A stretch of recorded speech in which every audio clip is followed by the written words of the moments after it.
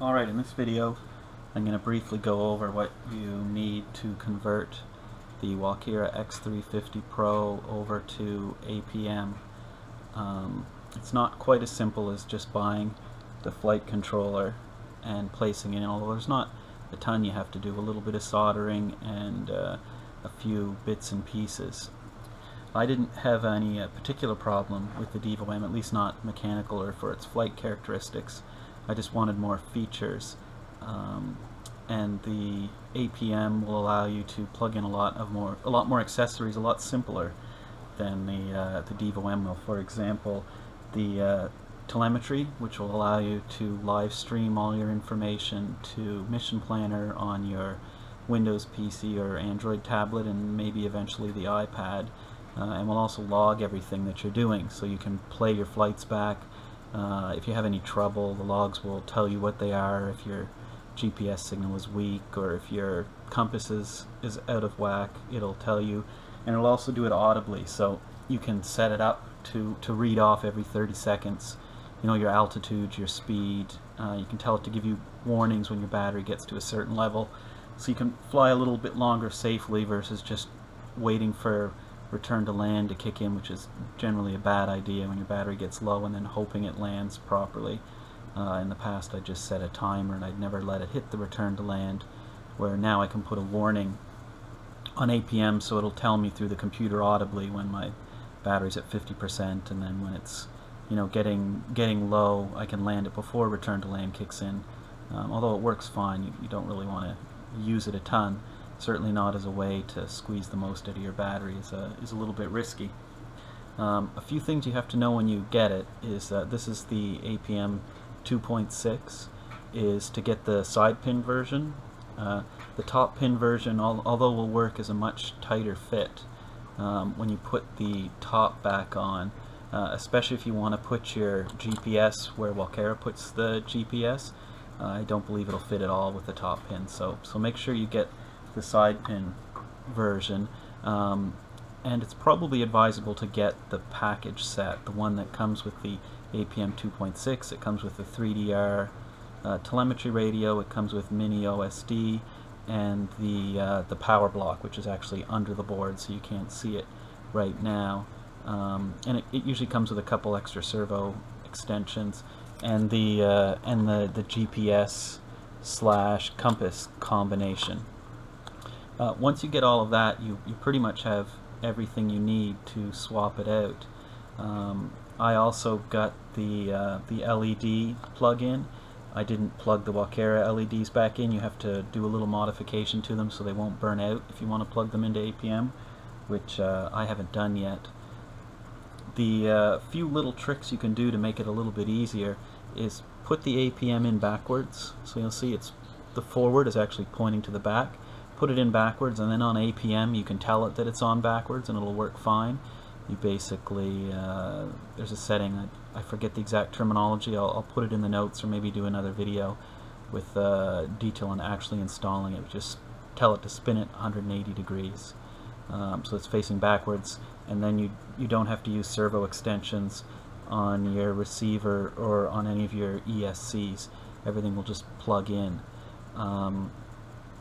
The APM 2.6, assuming you have one of the newer flight controllers or receivers, is the receiver is PPM, so you should only need one cable, and then you just have to join pin 2 and 3 to put it in PPM mode, and you can leave everything the same on your receiver, so it'll still control the gimbal's pitch and roll or whatever settings you have controllable from your Devo F7 or 10 or whatever controller you happen to be using, and then you just plug the motors into the front.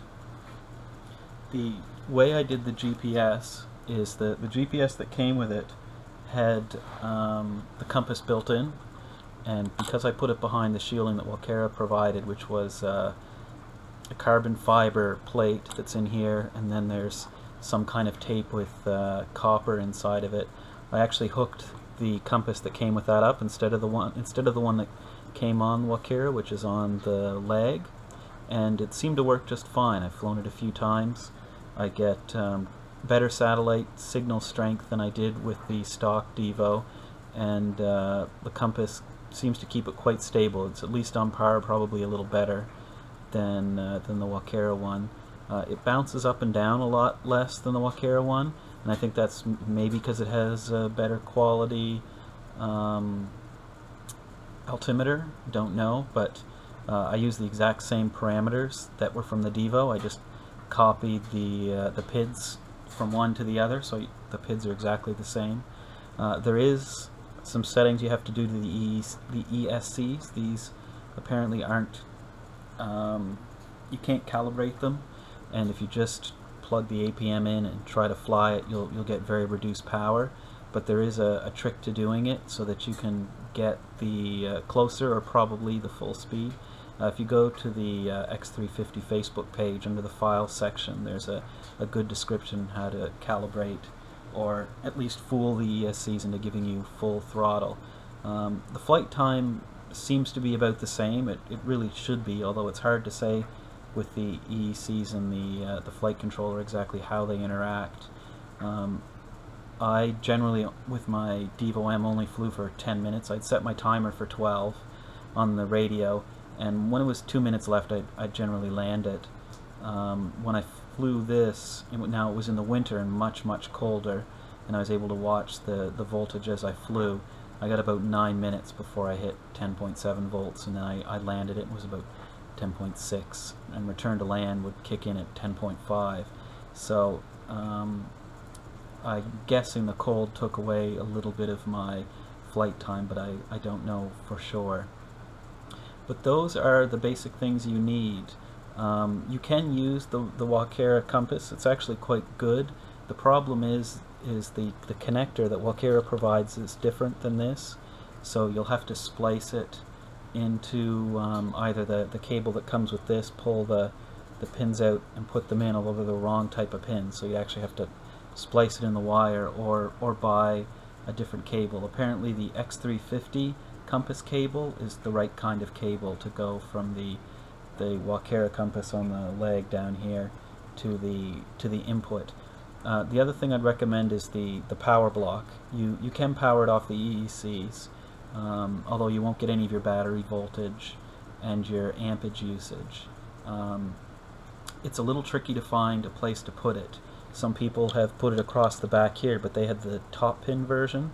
There wasn't enough room for me to put the little power brick, so I extended the cables underneath the board and put it in the space on the other side of the radio controller, and then ran the cables out the back. The other thing you'll probably have to do is change the connectors. They're XT60 connectors, so you'll have to cut the existing connectors off of the battery and solder on XT60 connectors. So when you order the board and the kit with all the bells and whistles, make sure you order a couple of those XT60 connectors so that you can hook up your batteries to APM. You can use the same parameter or the same PIDs. For me, they work really well, and then just follow the APM 2.6 configuration. I'll put a link to a YouTuber who did a really good description on how to do that. It's not specific to the X350, so I won't cover it here, but it's covered in detail in many places. And so far I quite like it. I love the extra features. I love being able to stream the mission planner. It seems to fly a little better, although it's probably about the same, really, because the Devo M uses a version of APM.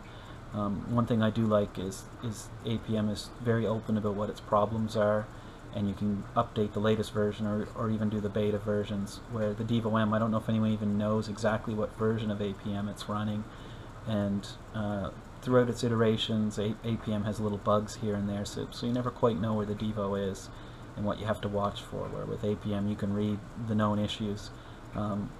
There's also a few things you can't do with the Devo M which are strange, like when you do the 6 flight mode modification, there's some settings that you can't put on some flight modes. They just won't recognize it. So there's some stuff that's hard-coded on the Devo M that's not 100% accessible. which makes it a little risky to use Mission Planner. If you do anything like auto configure on the DevoM, you'll really cause some problems where APM supports all of the Mission Planner settings. You can't easily accidentally mess it up by using a feature or a setting that is in it. I also have the mini APM, which is much smaller, which I think I'm going to try, and I'll do a video when I do that. You get much less weight, and it's even smaller than the DevoM. It's kind of too bad there isn't an in-between between APM 2.6 and the mini APM that has the regular pinouts. Sort of like the DevoM, it's actually a very good size.